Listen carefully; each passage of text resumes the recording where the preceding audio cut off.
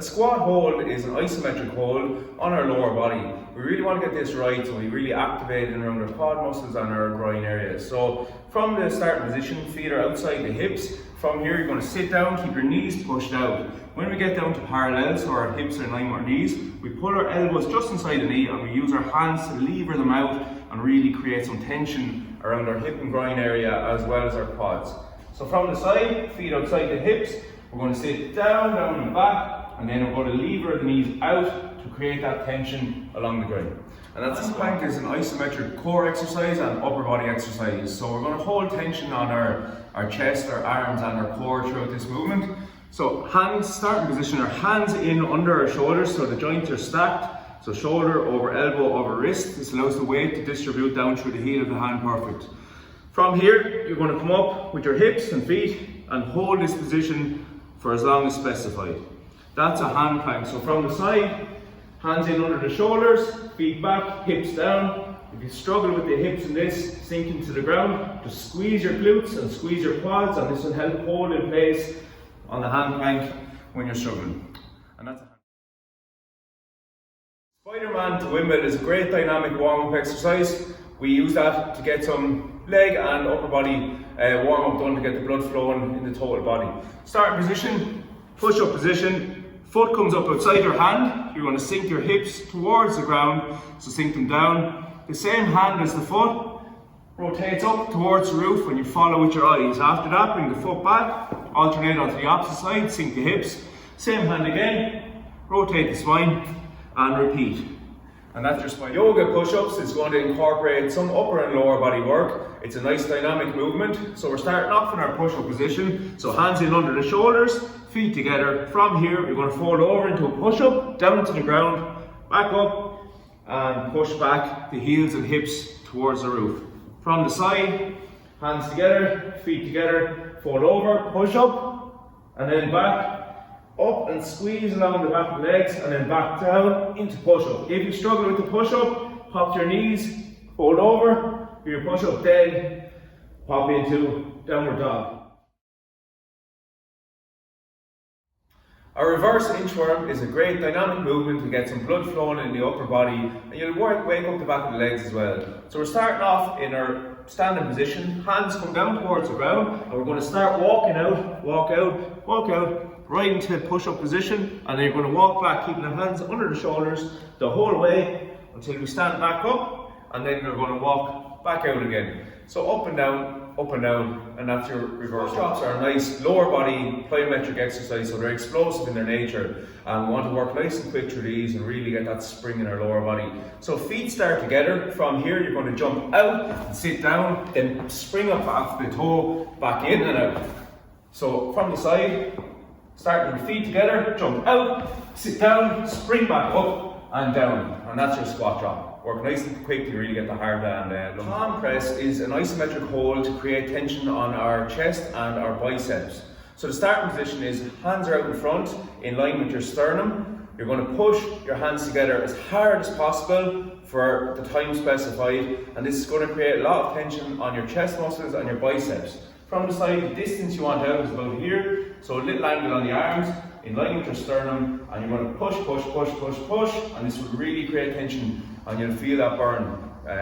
So that's it. Like calf raises are a great way to isolate each calf individually and add some extra weight onto the muscle. So what we do is we just take one leg at a time and alternate between them, so putting more weight on one side at a time and slightly lifting the other off the ground. Our starting position will be up on one, then back onto the other, back onto the other, back onto the other. So it enables us to get a really good squeeze on each calf individually and get the most we can out of the calf raises. Shoulder taps is an upper body movement. We're going to incorporate our core a small bit in as well. Our starting position is in push-up position. Our hands are right under our shoulders and our feet are back. From here, you're going to really squeeze your hips so you hold your core and hip flexors in place.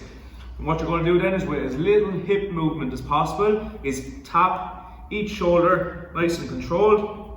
So alternate between taps and try to keep the hips as tight as possible. A little tip for these is to split the feet a small bit, and that will help to keep your hips nice and solid. So from here, squeeze up everything, nice controlled, shoulder tap, keep the hips nice and down and solid, and it's a great way to work alternating arms and core. That's your shoulder tap. An RDL hold, Romanian deadlift, is a hold where we're going to create tension on the hamstrings and hold in position to get the blood flowing in the area. So our starting position is going to be feet shoulder width apart. We're going to unlock our knees here and we're going to hinge our hips back, back and back until we feel our hamstrings engage. We're going to hold this position then for as long as time specified and then stand back up.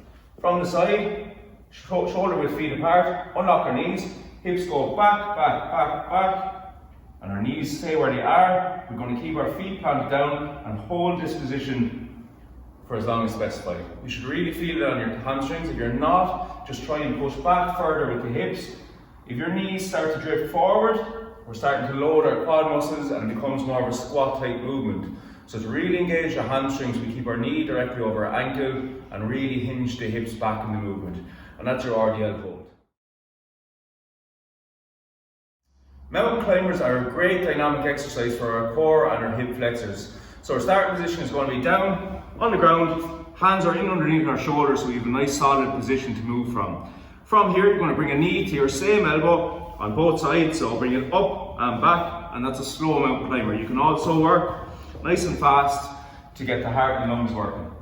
So hands in under the shoulders, knee to same elbow, moving from the hip flexor, or you can go fast on these and really work so you get your heart and lungs incorporated into both the core and hip flexor exercise.